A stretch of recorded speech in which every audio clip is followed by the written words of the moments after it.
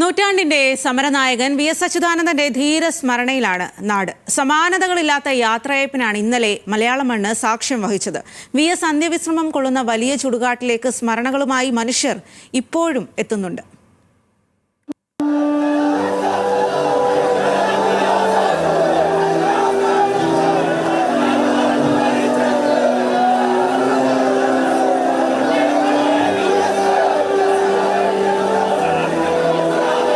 അടിച്ചമർത്തപ്പെട്ട മനുഷ്യർക്ക് വേണ്ടി പൊരുതിച്ചുവപ്പിച്ച സമരഭൂമി വി.എസിന് വീരോചിത യാത്രയയപ്പാണ് നൽകിയത്.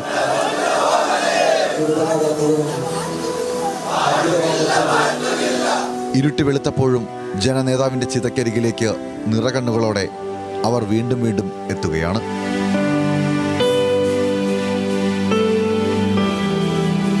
കണ്ണും കരളുമായിരുന്ന സഖാവിന്റെ വിയോഗം ജനമനസ്സുകളിൽ വിടവായി തുടരും. സമാനതകളില്ലാത്ത അനുഭവങ്ങളുടെ സമരക്കടലിൽ തിരയടങ്ങിയെങ്കിലും തീരത്തെത്താതിരിക്കാൻ കഴിയുമോ എന്നാണ് പ്രിയപ്പെട്ടവരുടെ ചോദ്യം. 102 വയസ്സായ ആളല്ലേ, എന്നാലും അതൊരു ചരിത്രമല്ലേ. പിന്നെ രാത്രി കണ്ടിട്ട് മതിയാഞ്ഞിട്ട് ഇപ്പോൾ രാവിലെ എഴുന്നേറ്റ് ഇങ്ങോട്ട് വന്നത്.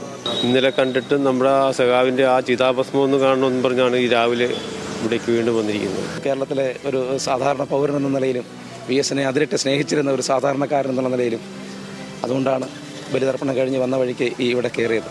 പകരം വയ്ക്കാനില്ലാത്ത വിപ്ലവ സൂര്യൻ പോരാട്ടം മണ്ണിൽ എരിഞ്ഞു ചേർന്നെങ്കിലും വി.എസ്. എന്ന രണ്ടക്ഷരം ജനലക്ഷങ്ങളുടെ ഹൃദയങ്ങളിൽ ഇനിയും ഉയിരോടെ തുടിക്കും.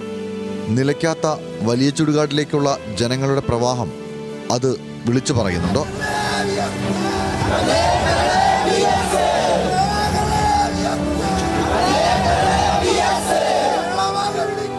ന്യൂസ് മലയാളം, ആലപ്പുഴ.